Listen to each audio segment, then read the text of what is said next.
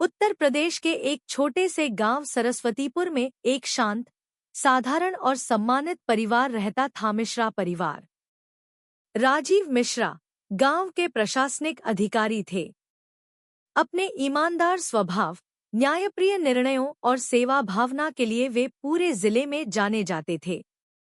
उनका बेटा आरव मिश्रा गांव के स्कूल में पढ़ता था, एक होशियार, संवेदनशील और विनम्र लड़का। राजीव और उनकी पत्नी मीरा ने आरव को न केवल शिक्षा दी, बल्कि जीवन के मूल्य भी सिखाए। सच बोलना, मेहनत करना और कभी किसी का बुरा न करना। मीरा धार्मिक प्रवृत्ति की थी। हर सुबह तुलसी के पास दिया जलाकर भगवान विष्णु से प्रार्थना करती और आरव को भी श्लोक और गीता के श्लोक याद करवाती थी। आरव को बचपन से ही डॉक्टर बनने की इच्छा थी। वह कहता, माँ, मैं एक ऐसा अस्पताल बनाऊंगा जहां गरीबों को मुफ्त इलाज मिलेगा। गांव में मिश्रा परिवार को सम्मान की नजर से देखा जाता था। लोग राजीव से सलाह लेने आते, मीरा की पूजा पाठ की निष्ठा की तारीफ करते और आरव को छोटा राजीव बाबू कहकर पुकारते।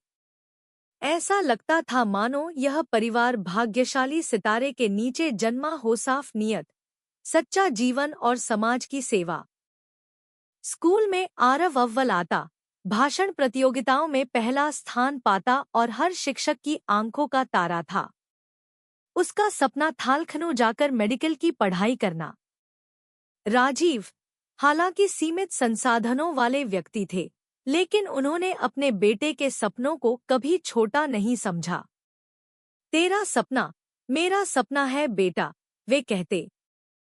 लेकिन जैसा कि अक्सर जीवन में होता है, जब सब कुछ सही चल रहा होता है, तभी एक तूफान आता है जो सब कुछ उड़ा ले जाता है।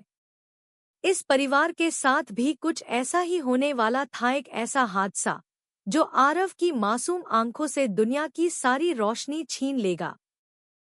यह वो दौर था जब गांव में विकास के नाम पर जमीनों की खरीद फरोख्त तेजी से हो रही थी। सरकारी अधिकारी और निजी बिल्डरों के बीच सांठगांठ बढ़ रही थी। उसी समय गांव में एक नया चेहरा उभरा, प्रकाश शर्मा। कभी राजीव मिश्रा के सहपाठी रहे प्रकाश अब एक सफल व्यवसायी बन चुके थे। उन्होंने हाल ही में एक निर्माण कंपनी खोली थी और सरस्वतीपुर की जमीनों पर नजर गड़ा रखी थी। प्रकाश ने राजीव के पुराने रिश्ते का लाभ उठाते हुए उन्हें मिलकर काम करने का प्रस्ताव दिया। राजीव ने साफ मना कर दिया। उन्होंने न सिर्फ मना किया, बल्कि जिला कलेक्टर को एक पत्र लिखकर जमीन घोटालों की जानकारी भी दी। यह प्रकाश के लिए सीधी चुनौती थी। कुछ ही दिनों में माहौल बदलने लगा। राजीव पर घूसखोरी के आरोप लगने लगे। गांव की दीवारों पर पोस्टर लग गए, ईमानदार की नकाब उतर गई।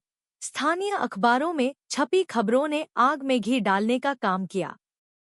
सबूत: एक वीडियो जिसमें राजीव किसी लिफाफे को लेते हुए दिखते हैं। जालसाजी का कमाल। आरव कुछ समझ नहीं पा रहा था। वह पिता को रोज देखता था, सच्चे, स्पष्ट, डर से परे। फिर ये सब कैसे?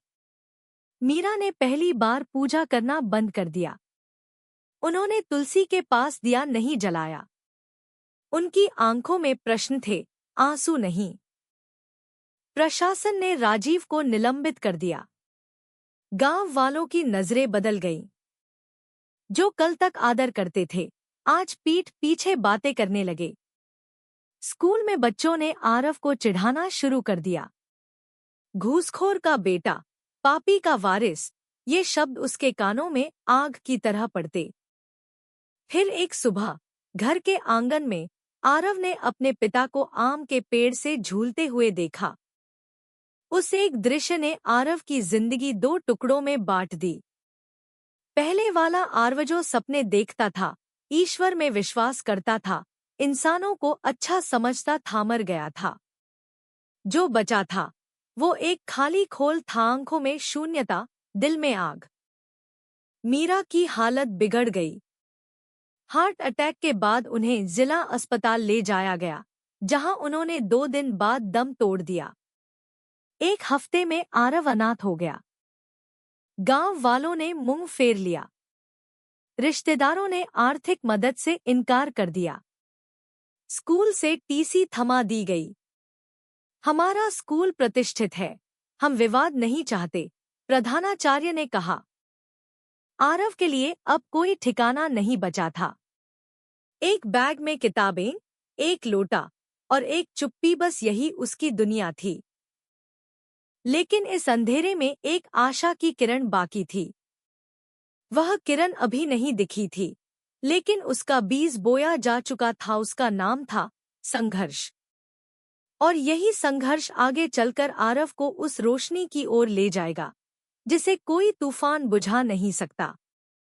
वाराणसी की भीड़ भरी गलियों के एक कोने में एक चौकी के पास बैठा एक दुबलापतला, गंदे कपड़ों में लिपटा लड़का अखबार पढ़ रहा था।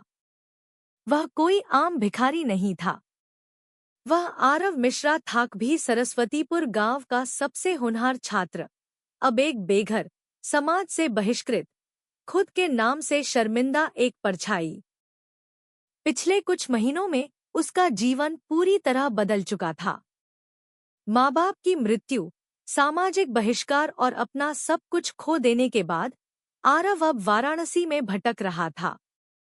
वह स्टेशन के पास रातें बिताता, कभी किसी मंदिर के पीछे, कभी गंगा घाट के पास। पेट की आग बुझाने के लिए वह कभी कचरे में से खाना निकालता, कभी ट्रेनों में पानी की बोतलें बेचता। शरीर पर पुराने कपड़े थे, लेकिन आंखों में एक अलग सी दृढ़ता थी।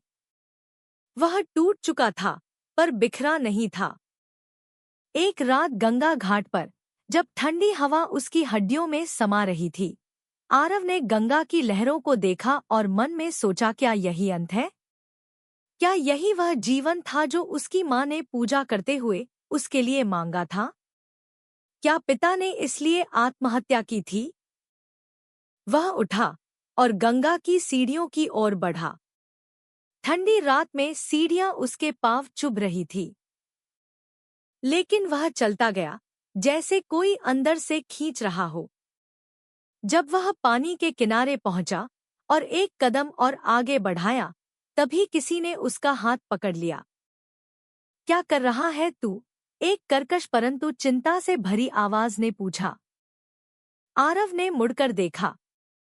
एक वृद्ध औरत, सफेद साड़ी में, सूखे बाल, आंखों में तेज और चेहरा थका हुआ, वह थी देविका आंटी।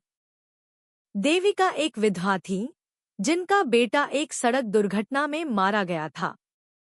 वह वाराणसी के एक छोटे मोहल्ले में अकेली रहती थी और मंदिर में फूल चढ़ाने का काम करती थी। लोग उन्हें पगली कहते थे, लेकिन वह हर उस आत्मा को पहचान जाती थी जो अंदर से टूटी होती थी।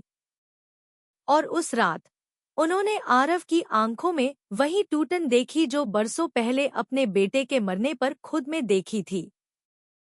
देविका आंटी ने आरव को जबरदस्ती अपने घर ले गई।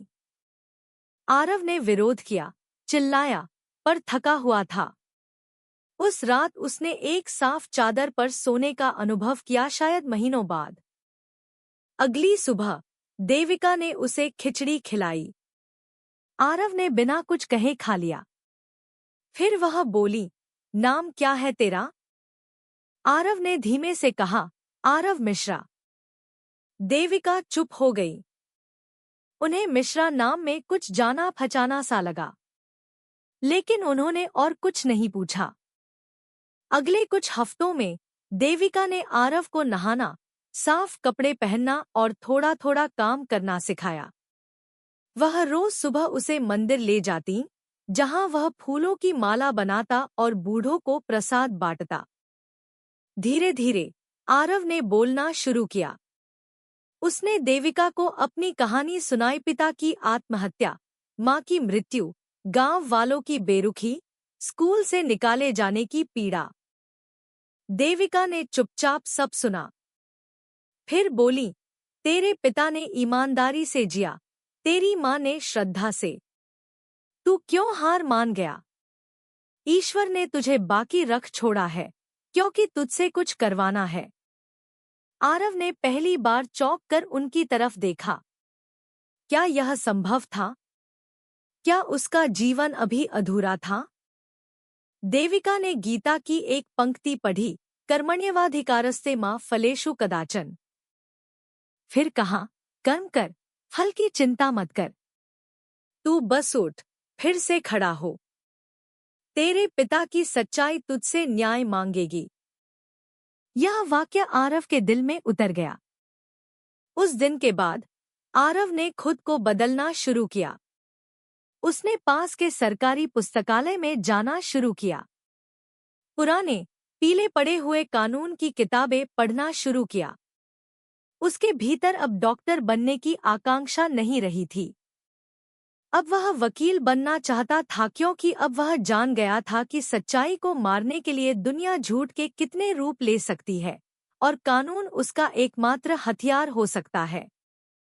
वह दिन में फूलों की दुकान में काम करता और रात को पढ़ाई करता। देविका उसे खाना बनाना, सफाई करना और आत्मसम्मान के साथ जीना सिखाती थी। एक दिन मंदिर में एक बुजुर्ग आए, जो किसी ज़माने में जिला अदालत में क्लर्क थे। आरव ने उन्हें प्रणाम किया। उन्होंने जब नाम सुना तो ठहर गए। तू राजीव मिश्रा का बेटा है? आरव ने सिर झुका लिया। बुजुर्ग की आंखें भर आईं। तेरा पिता बहुत अच्छा आदमी था। उसने मेरे बेटे को नौकरी दिलवाई थी। मैंने उसे कभी घूस लेते नहीं देखा। यह जो केस हुआ, उसमें बहुत कुछ गलत था। आरव की आंखों में चिंगारी सी जल उठी। वह जानता था कि लड़ाई आसान नहीं होगी, लेकिन अब उसे रास्ता मिल चुका था। देविका ने उसे एक चिट्ठी दी, राजीव की पुरानी डायरी से निकाली हुई। उसमें लिखा था, अगर मुझे कुछ हो जाए तो जान लेना कि सच मरता नहीं है। यह केवल सोता है जब तक कोई उसे फिर से जगा न दे, और मेरा बेटा उसे जगाएगा। आरव ने वह चिट्ठी सीने से लगाई। अब वह फिर से जी रहा था, पर इस बार सिर्फ अपने लिए नहीं, अपने पिता के लिए, अपनी माँ के लिए और उन सैकड़ों लोगों के लिए जिनकी आवाजें झूठ की चीखों में दबा दी गई थी। वाराणसी की गलियों में जिंदगी की रफ्तार धीमी चलती है, लेकिन आरव के लिए हर दिन एक दौड़ थी, सच तक पहुंचने की, खुद को साबित करने की और अतीत की राख से एक नया भविष्य गढ़ने की। देविका आंटी का छोटा सा घर अब उसका आश्रय बन चुका था। वह एक छोटा कमरा था जिसमें एक पुराना पलंग, एक लोहे की अलमारी और एक लकड़ी की मेज थी। दीवारों पर गीता के श्लोक और कुछ धुंधली तस्वीरें थीं देविका के बेटे की, जो एक सड़क हादसे में मारा गया था। उस कमरे की चुप्पी किसी मंदिर के सन्नाटे जैसी थी, गहराई भरी, सोचने को मजबूर करने वाली। हर सुबह देविका आंटी उसे उठाती, कहती, पवित्रता आलस्य में नहीं, कर्म में है। आरव मंदिर में जाकर सफाई करता, फूलों की माला गूंथता और प्रसाद बांटता। इन छोटे छोटे कामों में वह जीवन की सादगी और शांति को महसूस करने लगा था। लेकिन भीतर एक आग अभी भी जल रही थी, पिता की मौत का बदला, माँ की पीड़ा का हिसाब और अपने नाम को फिर से सम्मान दिलाने की लालसा। एक दिन वह पुस्तकालय में बैठा एक पुरानी केस स्टडी पढ़ रहा था, जिसमें एक ईमानदार पुलिस अधिकारी को झूठे आरोपों में फंसाया गया था। अचानक उसे लगा जैसे वह खुद को पढ़ रहा हो। उसने किताब बंद की और मन में तय किया वह कानून की पढ़ाई करेगा, लेकिन सिर्फ डिग्री के लिए नहीं, बल्कि एक उद्देश्य के लिए। उसने शहर के एक छोटे से लॉ कोचिंग सेंटर में दाखिला ले लिया। फीस भरने के लिए वह मंदिर के पास एक चाय की दुकान पर काम करता, जहां दिन भर लोगों की बातें सुनते हुए वह समाज की सोच और मानसिकता को समझता। ईमानदारी बेवकूफों का गुण है, एक ग्राहक बोला। आजकल तो वही जीतता है जो चालाक हो, दूसरा हंसते हुए बोला। आरव यह सब चुपचाप सुनता, पर भीतर उसकी जिद और गहराई से जमती जाती। एक दिन जब वह दुकान बंद कर रहा था, तभी दो आदमी बाइक पर आए और बोले, तू ही है न आरव मिश्रा, जो अपने बाप की सच्चाई ढूंढ रहा है। आरव ने जवाब देने से पहले कुछ सोचा भी नहीं। हाँ, मैं वही हूँ। उन्होंने उसका कॉलर पकड़ा, दीवार से धक्का दिया और कहा, बहुत हीरो मत बन। तेरे बाप की फाइलें वहीं बंद रहें तो अच्छा है। बहुत खोदोगे तो खुद ही दब जाओगे। वे चले गए, लेकिन आरव वहीं खड़ा रहा, सांस से तेज पर आत्मा और भी दृढ़। अब यह लड़ाई सिर्फ भावनाओं की नहीं रही, यह लड़ाई सच्चे और झूठे के बीच की थी, जिसे वह किसी भी कीमत पर लड़ना चाहता था। उस रात उसने देविका आंटी से कुछ नहीं कहा, लेकिन जब वह खाना खा रहा था, आंटी ने खुद ही बोल दिया, डरने की जरूरत नहीं है। तू सही रास्ते पर है, इसलिए डराने वाले आएंगे ही। जिस दिन तुझे कोई कुछ कहेगा नहीं, समझना तू गलत रास्ते पर है। आरव ने आंटी की आंखों में देखा। वहां कोई डर नहीं था, सिर्फ विश्वास। अगले कुछ हफ्तों में आरव ने केस से जुड़ी खबरों को खोजना शुरू किया। उसने लोक सूचना अधिकार (आरटीआई) के तहत आवेदन डाला, अपने पिता की सेवा रिकॉर्ड और जांच रिपोर्ट की प्रतियां मांगी। हर जवाब में देरी, हर फाइल लापता या गोपनीय बताई गई, लेकिन उसने हार नहीं मानी। एक दिन देविका आंटी ने उसे एक पुराना संदूक दिखाया। उसमें उनके बेटे की किताबें थीं, जिनमें एक किताब थी, भारतीय दंड संहिता, समझ और व्याख्या। आरव ने वह किताब उठाई और जैसे उसमें डूब गया। शब्द अब उसके हथियार बन रहे थे। धीरे धीरे वह कोचिंग सेंटर में सबसे अलग दिखने लगा। पढ़ाई में तेज, सोच में गहरी और व्यवहार में संयमी। एक शिक्षक, प्रोफेसर नासिर, उसकी लगन देखकर प्रभावित हुए और बोले, तुम सिर्फ वकील नहीं बनोगे आरव, तुम न्याय की मशाल बन सकते हो। आरव मुस्कराया, लेकिन कुछ बोला नहीं। इसी दौरान एक दिन कोचिंग के बाहर एक व्यक्ति खड़ा था, सफेद कुर्ता, आंखों पर चश्मा और हाथ में एक फाइल। उसने आरव से पूछा, तुम्हारा नाम आरव है? हाँ। मुझे तुम्हारे पिता के केस की एक फाइल मिली है, एक पत्रकार के पास से। वो अब इस दुनिया में नहीं है, लेकिन उन्होंने मुझे यह सौंपा था। मुझे नहीं पता यह तुम्हारे किस काम आएगी, लेकिन शायद तुम्हें सच्चाई की एक और परत दिखा सके। आरव ने वह फाइल पकड़ी। उसके हाथ कांप रहे थे। भीतर की पन्नियों में कुछ पुराने बयान, कॉल रिकॉर्ड और एक फोटो थी, प्रकाश शर्मा किसी अधिकारी के साथ लंच करता हुआ। तारीख वही थी जब उसके पिता पर रिश्वत का आरोप लगा था। यह सब देखकर आरव की आंखें भर आईं। अब उसके पास एक दिशा थी, एक सबूत, एक शुरुआत। उस रात वह देविका आंटी के सामने बैठा और बोला, मैं प्रकाश शर्मा तक पहुंचूंगा। मुझे फर्क नहीं पड़ता कि वह कितना बड़ा आदमी है। अगर वह दोषी है तो उसे सजा मिलनी चाहिए, और अगर वह निर्दोष है तो मुझे अपना रास्ता बदल लेना चाहिए।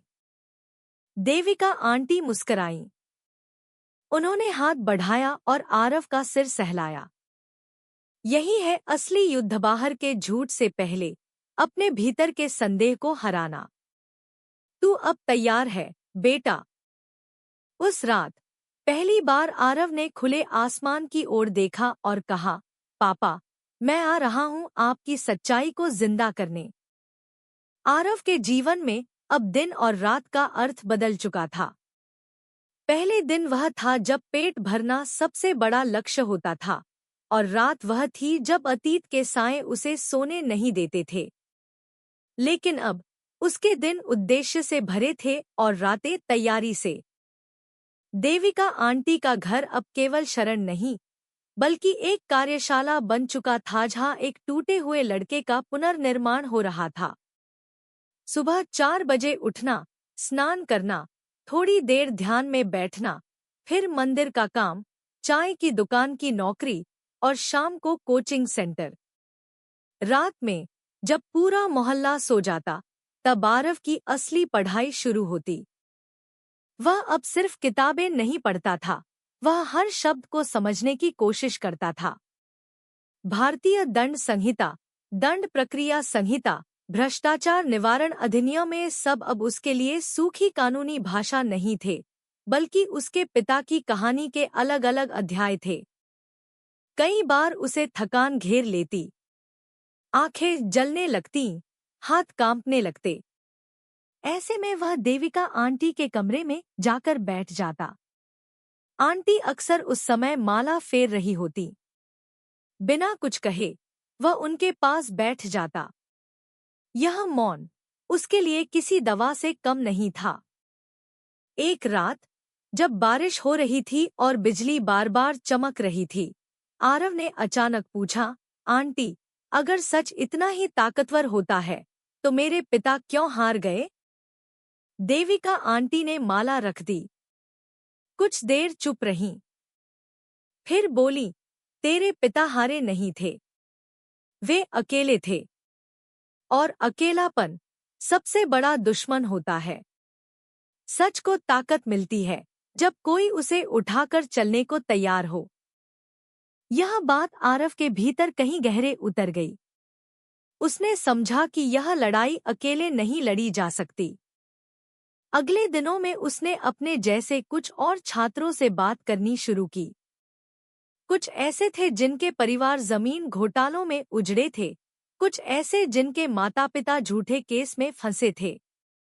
धीरे धीरे एक छोटा सा समूह बनने लगा, बिना नाम का, बिना एजेंडा का, लेकिन एक ही मकसद के साथ। आरव अब सिर्फ पढ़ नहीं रहा था, वह सुन रहा था। लोगों की कहानियां, उनकी पीड़ा, उनका गुस्सा। हर कहानी उसके अपने घाव को और स्पष्ट कर देती। एक दिन कोचिंग सेंटर में एक विशेष अतिथि आए, एडवोकेट करण कपूर। दिल्ली हाई कोर्ट में प्रैक्टिस करने वाले, मानवाधिकार मामलों के लिए जाने जाते थे। जैसे ही उन्होंने आरव का नाम सुना, वे ठिठक गए। मिश्रा, उन्होंने पूछा। जी, आरव ने सिर झुकाया। करण कपूर ने उसे ध्यान से देखा।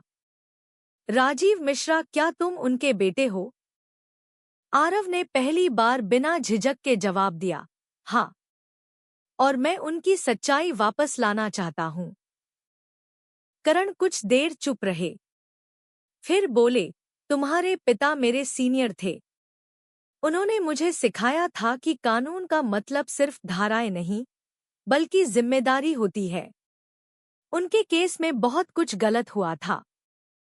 उस दिन के बाद करण कपूर आरव के लिए सिर्फ एक अतिथि नहीं रहे, वे मार्गदर्शक बन गए। उन्होंने उसे बताया कि कैसे सिस्टम में फाइलें गायब होती हैं, कैसे गवाह खरीदे जाते हैं और कैसे सच को दबाने के लिए कानून का ही इस्तेमाल किया जाता है। अगर तुम लड़ना चाहते हो, करण ने कहा, तो तुम्हें भावनाओं से ऊपर उठकर रणनीति बनानी होगी। अदालत सहानुभूति से नहीं, सबूत से चलती है।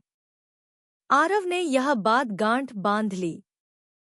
इसी बीच आरव को आरटीआई के एक आवेदन का जवाब मिला। उसमें उसके पिता की सेवा पुस्तिका का एक हिस्सा था जिसमें एक नोट दर्ज था। नोट में लिखा था कि राजीव मिश्रा ने प्रकाश शर्मा की एक परियोजना पर आपत्ति दर्ज कराई थी और जांच की मांग की थी। यह वही कड़ी थी जिसकी उसे तलाश थी। आरव ने यह जानकारी करण कपूर को दिखाई। करण ने फाइल पलटते हुए कहा, यह छोटी बात नहीं है, यह मोटिव दिखाता है। अब हमें लिंकेज चाहिए। दिन बीतते गए। आरव का जीवन अब पूरी तरह इस केस के इर्द गिर्द घूमने लगा था।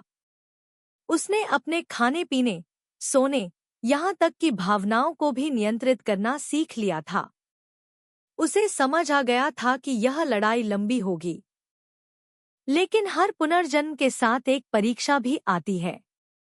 एक शाम जब आरव घर लौटा तो देविका आंटी दरवाजे पर नहीं थी। पड़ोसी ने बताया कि 2 लोग आए थे। उन्होंने कुछ सवाल पूछे और आंटी को धमकाया। कहा कि लड़के को समझा दो वरना अंजाम बुरा होगा। आरव का खून खौल उठा। वह पहली बार डर के बजाय गुस्से से कांप रहा था। ये लोग मुझे नहीं रोक सकते, उसने कहा। देविका आंटी ने उसका हाथ पकड़ा। गुस्सा तुझे अंधा कर देगा। तुझे ठंडे दिमाग से चलना होगा। याद रख, तुझे जलना नहीं है, तुझे रोशनी बनना है। उस रात आरव सो नहीं पाया। लेकिन उसने एक फैसला कर लिया था। वह अब सिर्फ अपने पिता के लिए नहीं, बल्कि देविका आंटी, उन छात्रों और उन अनगिनत लोगों के लिए लड़ेगा जिनकी आवाज कभी सुनी नहीं गई।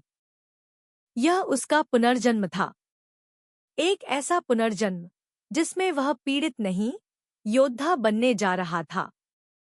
और यह तो बस शुरुआत थी। दिल्ली की सर्दियों में जब हवा धुंध बनकर चारों ओर फैल जाती है, तब भी कुछ लोग होते हैं जो उस धुंध के पार देखने की कोशिश करते हैं। आरव मिश्रा उन्हीं में से एक था। कोचिंग के अंतिम महीने चल रहे थे और उसका पूरा ध्यान अब केवल 2 बातों पर था, अपने कानून की पढ़ाई और अपने पिता के मामले में सच की खोज। करण कपूर अब आरव के लिए सिर्फ एक मार्गदर्शक नहीं, बल्कि एक संरक्षक बन चुके थे।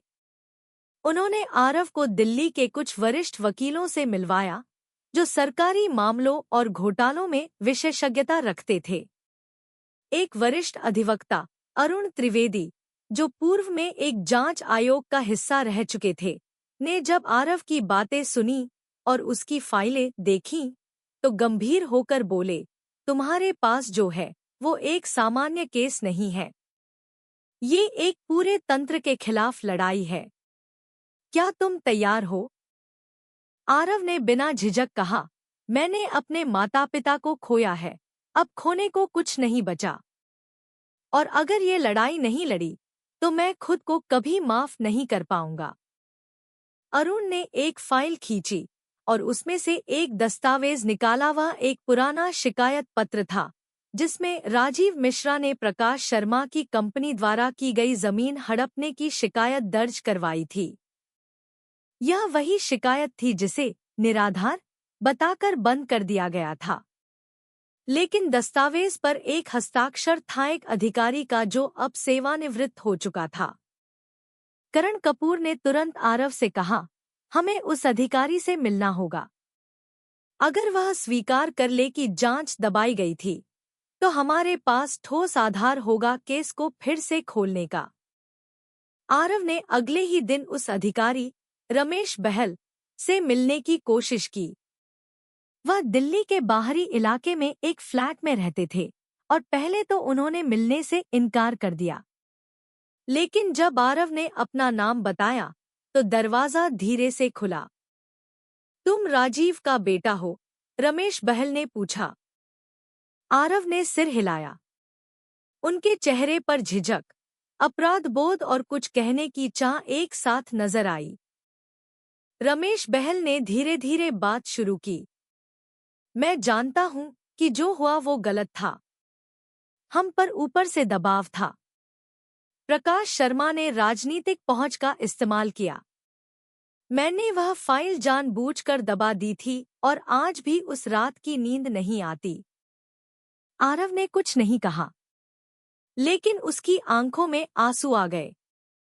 यह पहली बार था जब किसी सरकारी व्यक्ति ने गलती स्वीकार की थी। क्या आप अदालत में गवाही देंगे? आरव ने पूछा। रमेश बहल चुप हो गए। लंबी खामोशी के बाद बोले, अगर तुम्हारे पास सुरक्षा की व्यवस्था हो तो मैं तैयार हूं। मैं अब और नहीं भागना चाहता। आरव को लगा जैसे अंधेरे में पहली बार कोई दरार पड़ी हो और रोशनी अंदर आ रही हो। अब उसके पास वह सब था जिसकी उसे जरूरत थी, मोटिव, गवाह, दस्तावेज और एक कानूनी टीम जो उसे समर्थन दे रही थी। करण कपूर और अरुण त्रिवेदी ने मिलकर केस को पुनर्विचार याचिका के तौर पर दाखिल करने का फैसला किया। लेकिन जैसे जैसे केस की खबरें बाहर आने लगीं, खतरे भी बढ़ने लगे। एक रात जब आरव देविका आंटी के साथ मंदिर से लौट रहा था, एक बाइक तेजी से आई और देविका आंटी की तरफ पत्थर फेंक कर भाग गई। पत्थर उनकी बाह पर लगा और खून बहने लगा।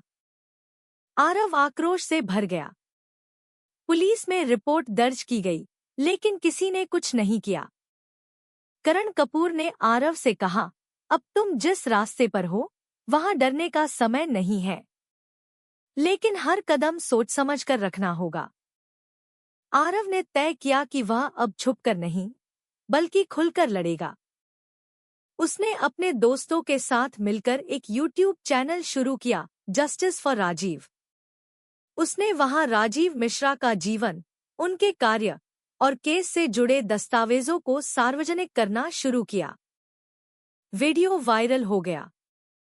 हजारों लोगों ने कमेंट किए, कुछ ने समर्थन दिया तो कुछ ने ताने मारे।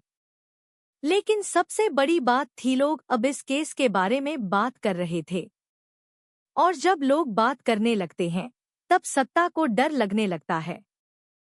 प्रकाश शर्मा, जो अब एक प्रभावशाली उद्योगपति बन चुका था, ने पहले तो चुप्पी साधे रखी।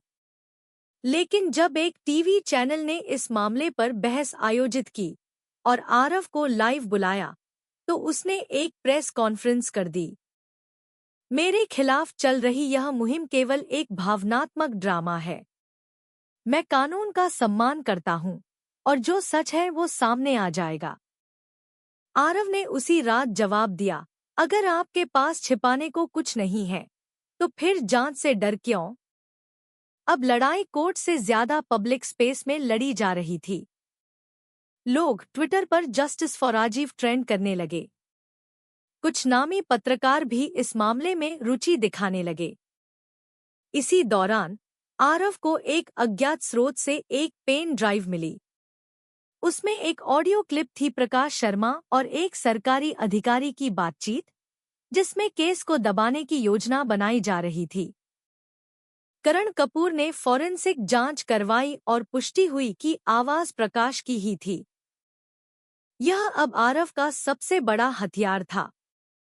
लेकिन करण ने चेताया, अगर यह सामने लाना है तो सही समय का इंतजार करना होगा, और वह समय अब दूर नहीं है। आरव अब एक नए मोड़ पर खड़ा था। उसके पास सबूत था, समर्थन था और सबसे जरूरी एक दृढ़ विश्वास कि वह सही कर रहा है। लेकिन लड़ाई अभी खत्म नहीं हुई थी।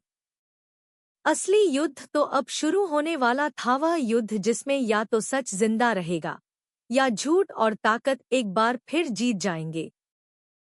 और आरव अब किसी भी कीमत पर हार मानने के लिए तैयार नहीं था। दिल्ली की राजनीति और न्याय व्यवस्था में हलचल मच चुकी थी। आरव मिश्रा का नाम अब सिर्फ एक छात्र या किसी अधिकारी का बेटा नहीं रह गया था, वह अब एक आंदोलन का चेहरा बन चुका था। मीडिया उसकी कहानी को दिन रात दिखा रहा था। सोशल मीडिया पर उसके इंटरव्यू और क्लिप्स वायरल हो रहे थे। लेकिन इस लोकप्रियता के साथ ही खतरे भी तेजी से बढ़ रहे थे। जिस रात पेन ड्राइव में मिली ऑडियो क्लिप को फॉरेंसिक जांच में प्रमाणित किया गया, उसी रात आरव को एक अज्ञात नंबर से कॉल आया। दूसरी तरफ एक धीमी आवाज थी, लेकिन शब्दों में धार थी, बहुत खेल कर लिया, अब अगर एक कदम और बढ़ाया तो तुझे भी तेरे बाप के पास पहुंचा देंगे। आरव ने जवाब नहीं दिया। उसने फोन काटा और चुपचाप बैठ गया। देविका आंटी चाय बना रही थी। उन्होंने आरव का चेहरा देखा और पूछा, किसका फोन था? आरव ने कोई उत्तर नहीं दिया, लेकिन उसकी आंखों की गंभीरता सब कह रही थी। आंटी पास आईं, उसके सिर पर हाथ रखा और बोली, बेटा, सच्चाई पर चलने वालों को कांटे मिलते हैं, फूल नहीं। लेकिन हर कांटे का दर्द तेरे भीतर एक नई ताकत बनाएगा। घबराना नहीं। अगली सुबह आरव और करण कपूर ने निर्णय लिया कि अब बहुत हो चुका। केस को उच्च न्यायालय में पुनरावलोकन याचिका के रूप में दाखिल किया जाएगा और उसी के साथ प्रेस कॉन्फ्रेंस करके ऑडियो क्लिप भी जनता के सामने रखी जाएगी। अरुण त्रिवेदी ने दिल्ली हाई कोर्ट में याचिका तैयार की। उसमें राजीव मिश्रा के विरुद्ध की गई कार्रवाई को अवैध बताते हुए पुनरुद्धार की मांग की गई। साथ ही यह आग्रह किया गया कि प्रकाश शर्मा और संबंधित अधिकारियों के खिलाफ आपराधिक षड्यंत्र का मामला दर्ज किया जाए। जब याचिका दाखिल हुई तो दिल्ली की न्यायिक व्यवस्था में जैसे बिजली दौड़ गई। प्रकाश शर्मा, जिसने वर्षों तक अपने पैसे और संपर्कों के दम पर सिस्टम को अपने अनुसार मोड़ा था, अब पहली बार चुनौती में फंसा था। प्रकाश ने अपनी ओर से भी मोर्चा खोल दिया। उसने अपने वकीलों की एक बड़ी टीम खड़ी कर दी, जो मीडिया में आरव को बदनाम करने में लग गई। आरव पर आरोप लगाए गए कि वह नकली भावुकता फैलाकर राजनीतिक लाभ उठाना चाहता है। कुछ पुराने फोटो निकाले गए जहां आरव गरीब बच्चों के साथ खाना बांट रहा था। उसे ड्रामा कहा गया। फेसबुक और ट्विटर पर अचानक कई बॉट अकाउंट्स सक्रिय हो गए। हर जगह एक ही कहानी दोहराई जा रही थी।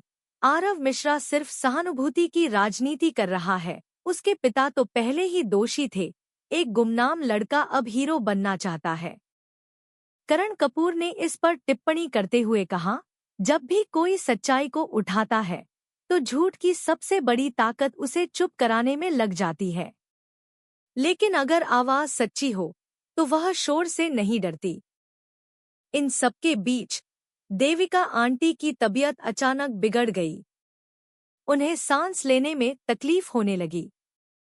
जब आरव उन्हें अस्पताल लेकर गया, डॉक्टरों ने बताया कि उनके फेफड़ों में संक्रमण है और उन्हें निगरानी में रखा जाएगा। यह खबर आरव को भीतर तक हिला गई। वह अस्पताल के बेंच पर बैठा, हाथ में गीता की वही छोटी सी किताब लिए जो आंटी ने उसे सालों पहले दी थी।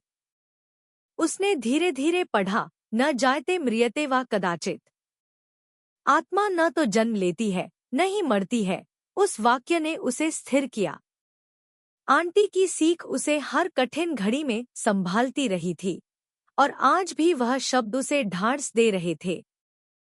प्रेस कॉन्फ्रेंस वाले दिन दिल्ली प्रेस क्लब के बाहर भारी भीड़ जमा थी।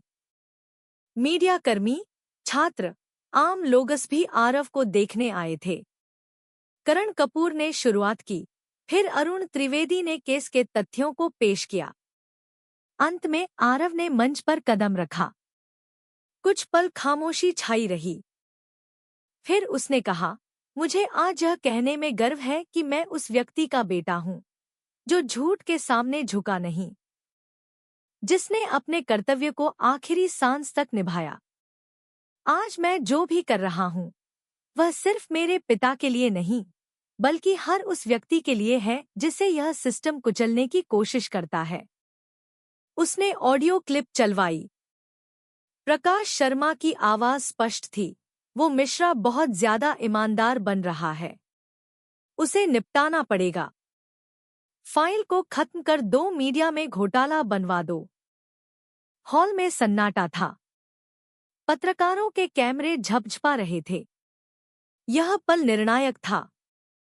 कुछ घंटों के भीतर दिल्ली पुलिस की आर्थिक अपराध शाखा ने प्राथमिकी दर्ज की। हाई कोर्ट ने स्वतः संज्ञान लेते हुए नोटिस जारी किया। मामला अब सिर्फ आरव बनाम प्रकाश नहीं था, यह अब जनता बनाम व्यवस्था में बैठे भ्रष्ट लोग बन चुका था। लेकिन इस आग में चलना आसान नहीं था। उसी रात आरव के हॉस्टल के कमरे में आग लग गई। सौभाग्यवश वह वहां मौजूद नहीं था। अग्निशमन विभाग ने आग को बुझा दिया, लेकिन यह स्पष्ट था यह दुर्घटना नहीं थी।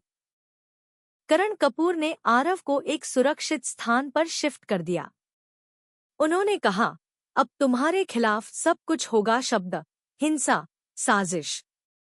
लेकिन यही इस बात का संकेत है कि तुम सही दिशा में जा रहे हो। आरव ने गहराई से सांस ली।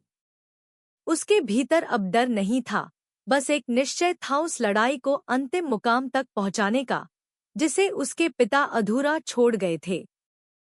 और इस आग के बीच चलकर ही आरव अब खुद रोशनी बनता जा रहा था।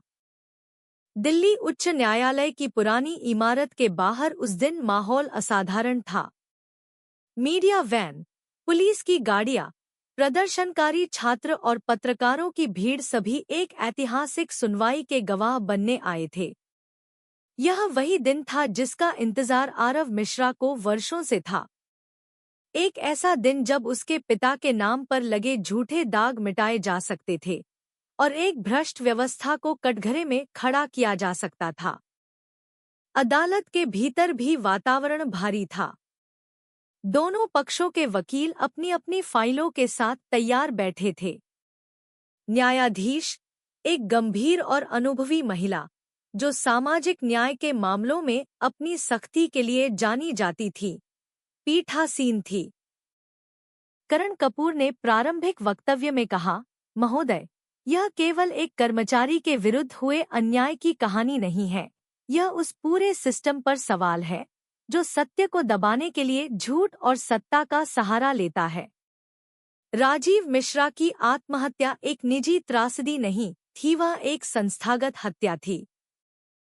उन्होंने एक एक करके सबूत पेश करने शुरू किए। राजीव मिश्रा द्वारा दाखिल की गई शिकायत की प्रति, तत्कालीन अधिकारी रमेश बहल की हस्ताक्षरित गवाही और अंत में वह ऑडियो क्लिप जिसे आरव ने देश के सामने लाया था। हर सबूत के साथ कोर्ट का सन्नाटा गहराता गया। प्रकाश शर्मा के वकील ने बचाव में तर्क दिया कि ऑडियो क्लिप की सत्यता संदेहास्पद है, कि शिकायतों को पर्याप्त आधार न मिलने के कारण बंद किया गया था और यह पूरा मामला एक भावनात्मक प्रचार की उपज है।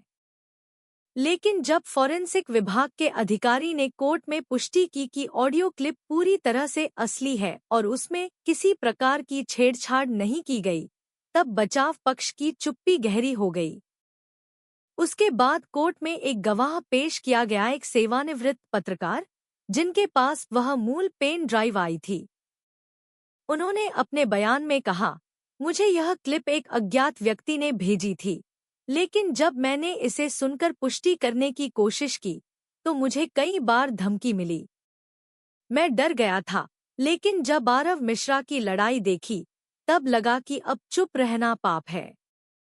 कोर्ट ने गवाही को रिकॉर्ड पर लिया और कार्यवाही स्थगित करते हुए कहा कि इस केस की गंभीरता को देखते हुए विशेष जांच दल गठित किया जाएगा। प्रकाश शर्मा के देश छोड़ने पर तत्काल प्रतिबंध लगा दिया गया। बाहर कोर्ट के परिसर में पत्रकारों की भीड़ आरव के चारों ओर घिर गई। एक रिपोर्टर ने पूछा, आरव, क्या आपको लगता है कि अब न्याय मिलेगा?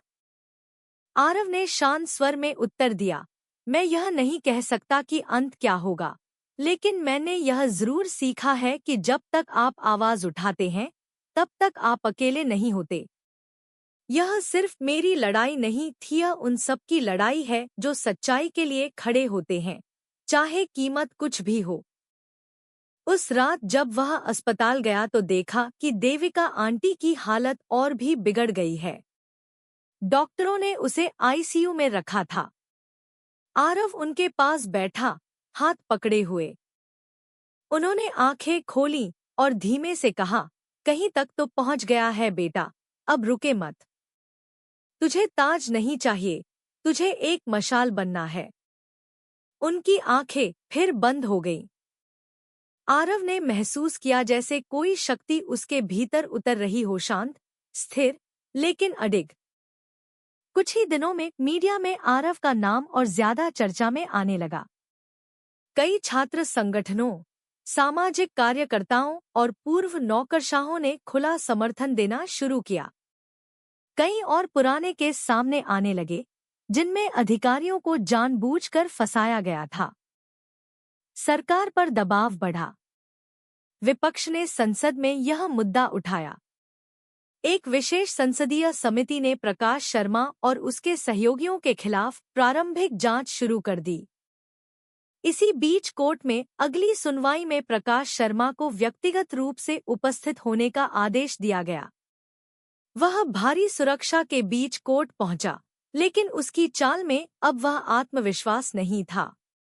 उसका चेहरा थका हुआ, पीला और चिंताग्रस्त दिख रहा था। करण कपूर ने अपनी अंतिम दलील में कहा, यह केस हमें याद दिलाता है कि न्याय तब भी संभव है जब सब कुछ टूट चुका हो। लेकिन वह तभी संभव होता है जब कोई आरव मिश्रा जैसा लड़का अपने जीवन को हथियार बना ले। हमें तय करना है कि हम ऐसे लोगों को कुचलते रहेंगे या उन्हें वह सम्मान देंगे जिसके वे हकदार हैं। अदालत ने फैसला सुरक्षित रख लिया। सुनवाई पूरी हो चुकी थी, लेकिन नतीजे की घड़ी अभी बाकी थी। अस्पताल में देविका आंटी की हालत और नाजुक हो गई थी। डॉक्टरों ने कहा कि अब बहुत समय नहीं बचा है। आरव उनके पास बैठा, आंखों में आंसू लिए। उन्होंने धीमे से कहा, अगर मैं ना रही तो भी लड़ाई को पूरा करना, मेरी राख को गंगा में बहा देना और फिर उस घाट पर किसी जरूरतमंद को खाना खिलाना। यही मेरा श्राद्ध होगा। आरव ने सिर हिलाया। वह अब टूटा नहीं था। उसके भीतर आंटी का विश्वास, पिता की आवाज और अपनी आत्मा की पुकार जल रही थी। कुछ दिनों बाद कोर्ट का निर्णय आया।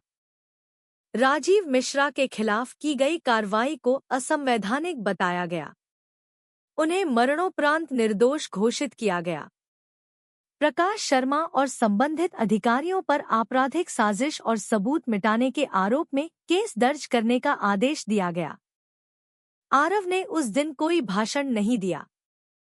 वह चुपचाप कोर्ट के बाहर खड़ा था, हाथ में अपने पिता की फोटो और देविका आंटी की माला लिए। कभी-कभी न्याय एक दस्तावेज नहीं, बल्कि एक संकल्प होता है। और आरव ने अब वह संकल्प पूरा कर लिया था, लेकिन उसकी यात्रा अभी समाप्त नहीं हुई थी। कोर्ट के निर्णय के बाद देश भर में आरव मिश्रा का नाम गूंजने लगा था। मीडिया, सोशल मीडिया और छात्रों के बीच वह एक प्रतीक बन चुका था, सत्य की जीत और अन्याय के विरुद्ध अडिग रहने वाले युवा की मिसाल। लेकिन आरव के भीतर सब कुछ शांत नहीं था।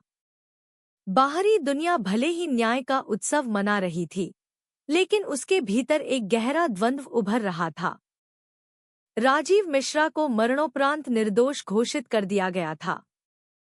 प्रकाश शर्मा पर केस दर्ज हो चुका था। न्यायपालिका ने अपना काम कर दिया था। पर आरव के मन में सवाल यह था, क्या यही न्याय है या यह सिर्फ प्रतिशोध का पहला चरण है?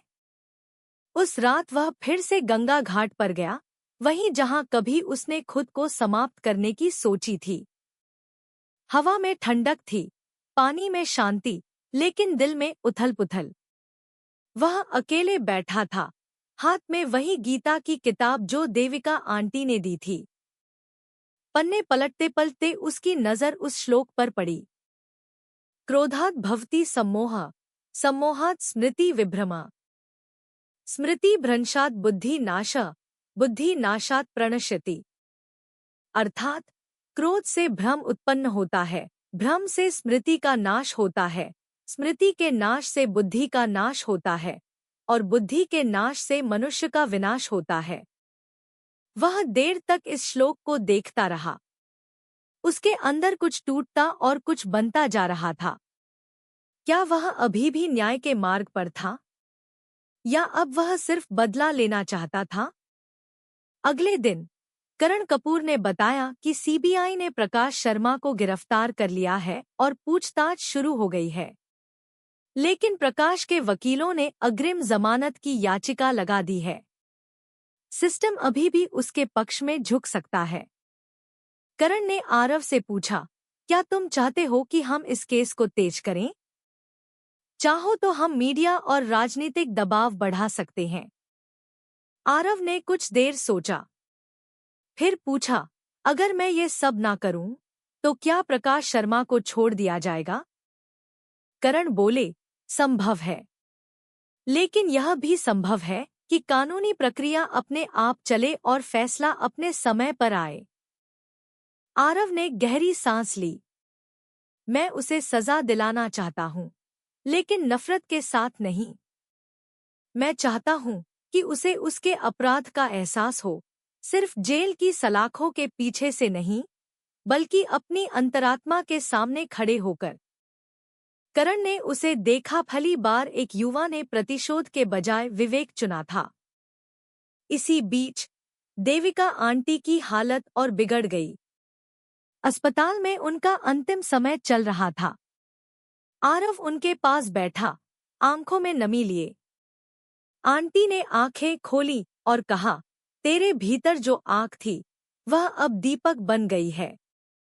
अब इसे बुझने मत देना। वे मुस्कराईं और चुप हो गई। अगले दिन उनका देहांत हो गया। आरव ने उनकी इच्छा के अनुसार उनकी राख को गंगा में प्रवाहित किया और घाट पर बैठकर गरीब बच्चों को खाना बांटा। अब आरव पूरी तरह अकेला था, ना माता पिता, ना आंटी। लेकिन भीतर एक गूढ़ शांति थी।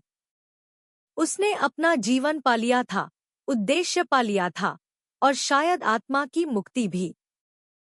कुछ सप्ताह बाद, जब कोर्ट में प्रकाश शर्मा की पेशी थी, आरव भी वहां उपस्थित था। प्रकाश को अदालत में लाया गया था हुआ, झुका हुआ, चेहरे पर अपराधबोध की छाया। जज ने पूछा, आपके खिलाफ दिए गए साक्ष्य, गवाह और ऑडियो क्लिप को देखते हुए क्या आप कुछ कहना चाहते हैं? प्रकाश ने लंबी चुप्पी के बाद कहा, मैंने जो किया वह सत्ता और लालच के मद में किया। मैंने एक ईमानदार व्यक्ति की जिंदगी तबाह की और उसके बेटे को अनाथ कर दिया। मैं कानून के सामने अपने अपराध स्वीकार करता हूँ। कोर्ट में सन्नाटा छा गया। बाहर पत्रकारों ने आरव से पूछा, क्या आप अब संतुष्ट हैं? आरव ने उत्तर दिया, मैं संतुष्ट नहीं, शांत हूँ। क्योंकि न्याय का अर्थ केवल सजा नहीं होता, उसका अर्थ होता है सत्य का सामने आना और गलती करने वाले का प्रायश्चित करना। अदालत ने प्रकाश शर्मा को 7 वर्ष की सश्रम कारावास की सजा सुनाई। उस रात आरव फिर गंगा घाट पर गया। उसने चुपचाप पानी में दीप जलाया और देविका आंटी की माला पहनी हुई तुलसी के पौधे के पास बैठ गया। मन में कोई शोर नहीं था। बदले की आग बुझ चुकी थी। अब उसमें एक नया संकल्प जल रहा था, उस जैसे औरों के लिए लड़ने का, जो अन्याय के शिकार हैं, लेकिन आवाज उठाने से डरते हैं। अगले महीने आरव ने एक संस्था की नींव रखी, सत्यपथ फाउंडेशन, जो कानूनी सहायता, मानसिक स्वास्थ्य परामर्श और सरकारी उत्पीड़न के खिलाफ आवाज उठाने का मंच बन गई। उसे पहला मामला एक गांव की विधवा का मिला, जिसके पति को बिना सबूत के नक्सली बता दिया गया था। आरव ने बिना देर किए केस लिया। अब उसका संघर्ष व्यक्तिगत नहीं, सामाजिक था। अब उसका मिशन किसी एक की सच्चाई नहीं, बल्कि समाज के हर उस व्यक्ति की आवाज बनना था जिसे सिस्टम ने अनसुना कर दिया। आरव मिश्रा अब बस एक नाम नहीं था, वह एक विचार बन चुका था कि न्याय और प्रतिशोध में फर्क होता है, और जब कोई उस फर्क को समझता है, तभी वह सचमुच रोशनी बनता है। समय बीतता गया, लेकिन आरव मिश्रा की लड़ाई का प्रभाव दिन प्रतिदिन गहराता गया। प्रकाश शर्मा को सजा मिलने के बाद न सिर्फ एक न्यायिक इतिहास बना, बल्कि पूरे देश में यह चर्चा शुरू हो गई कि कैसे एक सामान्य युवक ने सिस्टम की नींव हिला दी। मगर आरव के लिए यह अंत नहीं, बल्कि शुरुआत थी। देविका आंटी की मृत्यु के कुछ सप्ताह बाद आरव ने उनके पुराने कमरे को फिर से सजाया। उनकी माला, गीता की पुस्तक और एक पुराना लकड़ी का फ्रेम जिसमें उन्होंने आरव के बचपन की तस्वीर रखी थी, वह सब कुछ यथावत रखा गया। वह कमरा अब आरव के लिए केवल स्मृति नहीं, बल्कि एक मंदिर जैसा बन गया था, जहां से उसे हर दिन प्रेरणा मिलती थी। यही वह कमरा था जहां से उसने सत्यपथ फाउंडेशन की योजना शुरू की। यह एक गैर लाभकारी संस्था थी जिसका उद्देश्य था उन लोगों को कानूनी सहायता प्रदान करना जिन्हें सिस्टम ने गलत ठहराया, दबा दिया या भुला दिया। साथ ही संस्था मानसिक स्वास्थ्य परामर्श, सामुदायिक जागरूकता और युवाओं के लिए नेतृत्व प्रशिक्षण जैसे कार्यक्रम भी संचालित करती।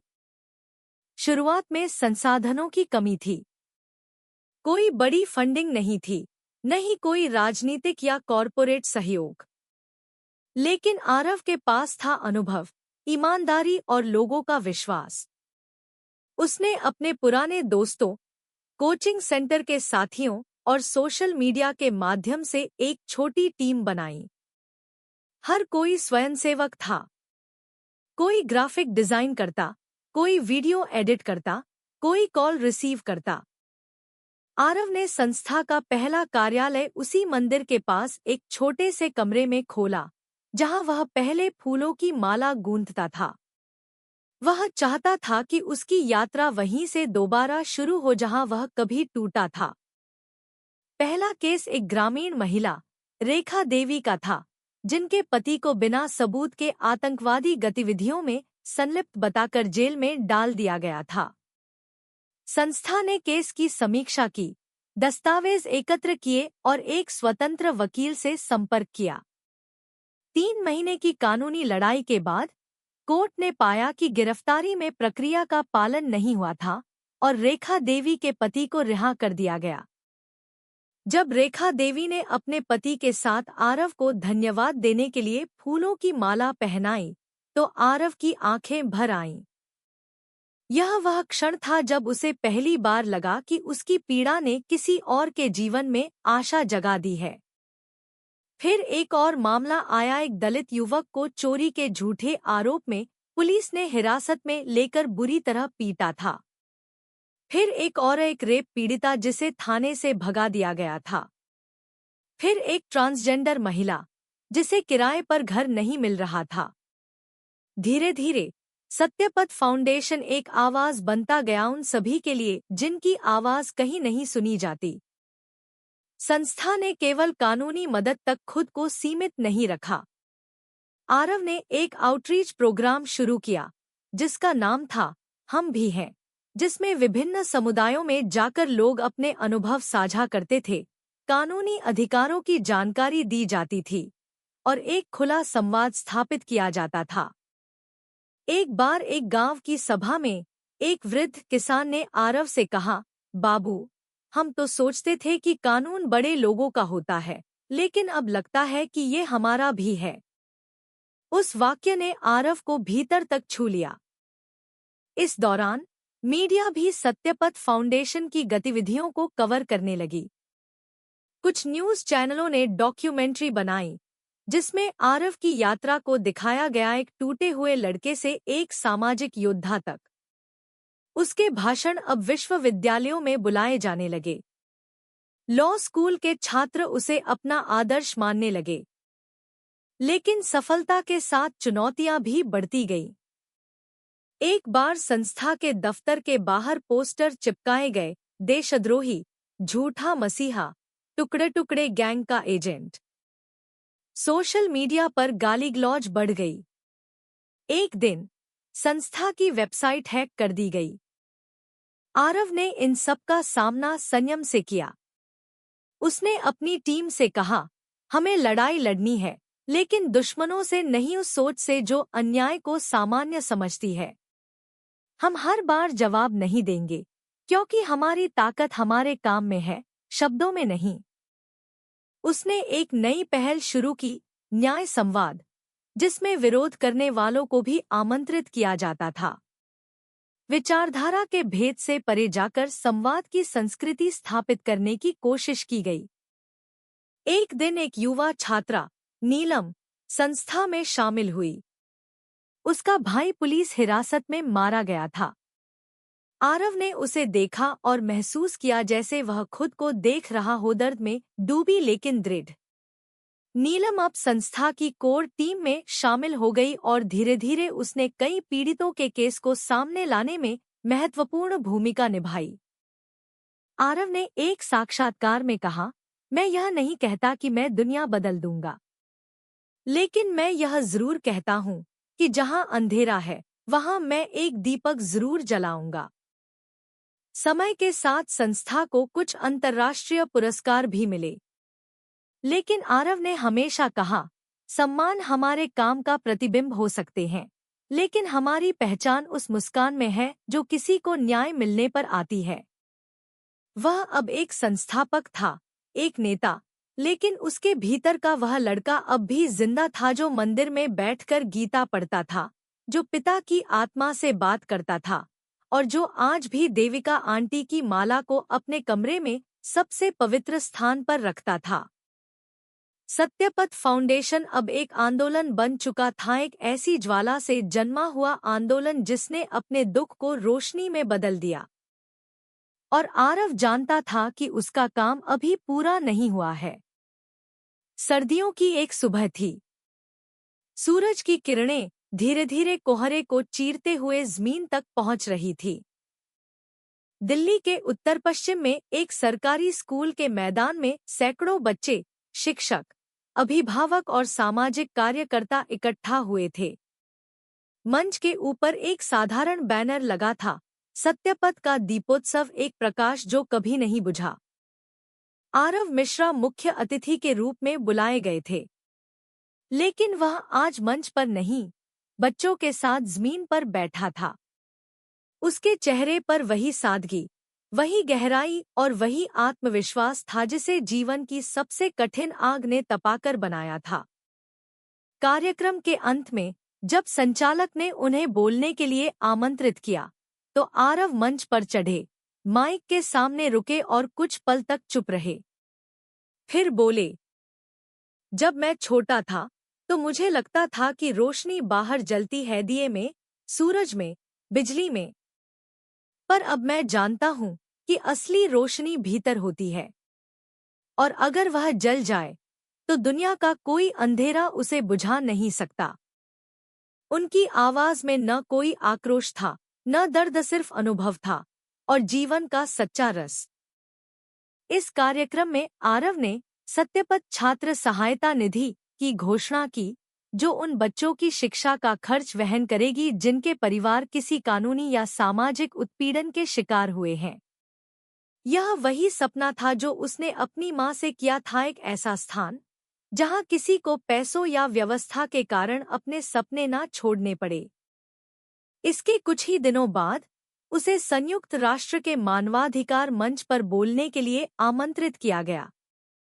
वहां खड़े होकर उसने अपने जीवन की कहानी नहीं सुनाई, बल्कि उस प्रणाली पर बात की जिसने एक साधारण युवक को असाधारण बना दिया। जब आप दर्द से गुजरते हैं, उसने कहा, तो आपके पास दो रास्ते होते हैं, या तो आप उसे अपने भीतर बंद करके खुद को खो दें, या फिर उस दर्द को आवाज बनाकर दुनिया को बदलने की कोशिश करें। मैंने दूसरा रास्ता चुना। उसके भाषण ने अंतर्राष्ट्रीय मंच पर भी गहरी छाप छोड़ी। भारत लौटने पर सत्यपथ फाउंडेशन अब एक राष्ट्रीय नेटवर्क बन गया था। हर राज्य में उसकी एक टीम थी जो कानूनी मदद, परामर्श और जन जागरूकता के कार्य कर रही थी। आरव अब भी वही मंदिर के पास अपने पुराने घर में रहता था और अपनी संस्था की शाखाओं का संचालन उसी साधारण कमरे से करता था। वहीं एक दिन एक युवा पत्रकार, प्रिया मल्होत्रा, उससे मिलने आई।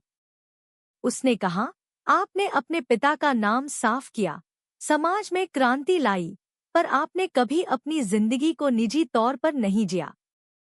क्या आपको कभी ऐसा लगा कि आपने बहुत कुछ खोया? आरव मुस्कराया। मैंने खोया बहुत कुछ है, लेकिन पाया उससे भी ज्यादा। मैं आज जो हूं वह उन्हीं नुकसानों का नतीजा है। अगर वे ना होते तो मैं शायद कभी भीतर की रोशनी को पहचान ही नहीं पाता। प्रिया ने पूछा, और अब क्या यह यात्रा पूरी हो गई है? आरव ने उस सवाल पर कुछ देर सोचा, फिर बोला, यात्राएं कभी पूरी नहीं होती, वे बस रूप बदलती हैं। अब यह मेरी नहीं, हम सबकी यात्रा है। अब यह लड़ाई मेरी नहीं, उस हर आवाज की है जिसे किसी ने कभी दबा दिया था। और जब तक एक भी अन्याय जीवित है, तब तक सत्यपथ की जरूरत रहेगी। मैं तो बस एक वाहक हूँ, एक दीपक जो रोशनी देता है, लेकिन खुद से कभी चिपकता नहीं। कुछ महीनों बाद एक समारोह में सरकार ने उन्हें पद्मश्री से सम्मानित करने की घोषणा की। लोगों ने तालियां बजाईं, बधाइयां दीं, लेकिन आरव ने उसे भी उसी शांति से स्वीकार किया जैसे एक फूल को कोई मंदिर में चढ़ा देता है, आभार के साथ, लेकिन अहंकार से दूर। समय के साथ आरव एक प्रेरणा स्रोत बन गए। कॉलेजों, जेलों, पंचायतों, यहाँ तक कि पुलिस अकादमियों में भी उन्हें आमंत्रित किया जाने लगा, एक ऐसे व्यक्ति के रूप में जिसने सिस्टम के अंदर रहकर सिस्टम को बदलने की कोशिश की। एक दिन उसी पुराने स्कूल के प्रांगण में, जहाँ कभी उसने बचपन बिताया था, एक छोटा बालक उससे मिलने आया।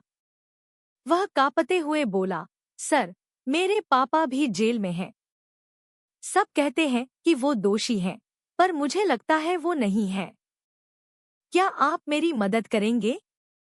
आरव ने उसका सिर सहलाया और कहा, मैं नहीं, अब हम सब मिलकर करेंगे। वह मुस्कराया। उस बच्चे की आंखों में उसे खुद का अतीत दिखा, वह मासूम सा लड़का जो कभी अपने पिता की सच्चाई के लिए अकेले लड़ रहा था। लेकिन अब वह अकेला नहीं था। अब वह रोशनी कई दियों में बंट चुकी थी। और इस तरह एक लड़के की व्यक्तिगत पीड़ा एक आंदोलन में बदल गई थी। कई साल बाद जब एक वरिष्ठ पत्रकार ने आरव के जीवन पर एक पुस्तक लिखी, तो उसने उसका शीर्षक रखा, the light that refuse to die. पुस्तक के आखिरी पृष्ठ पर एक पंक्ति लिखी थी। उसने सिर्फ अपने पिता का नाम साफ नहीं किया, उसने सच्चाई का चेहरा साफ कर दिया। वह आग में चला, लेकिन राख नहीं हुआ। वह जला ताकि हम सब देख सकें। और आरव अब कहीं मंच पर नहीं, कहीं कैमरे के सामने नहीं, बल्कि उन हजारों आंखों में था जो अन्याय के अंधकार में अपने भीतर एक छोटी सी लौ जलाए हुए थीं, क्योंकि वह सिखा गया था कि सच्ची रोशनी बाहर नहीं, भीतर होती है। और वह रोशनी अब कभी बुझने वाली नहीं थी।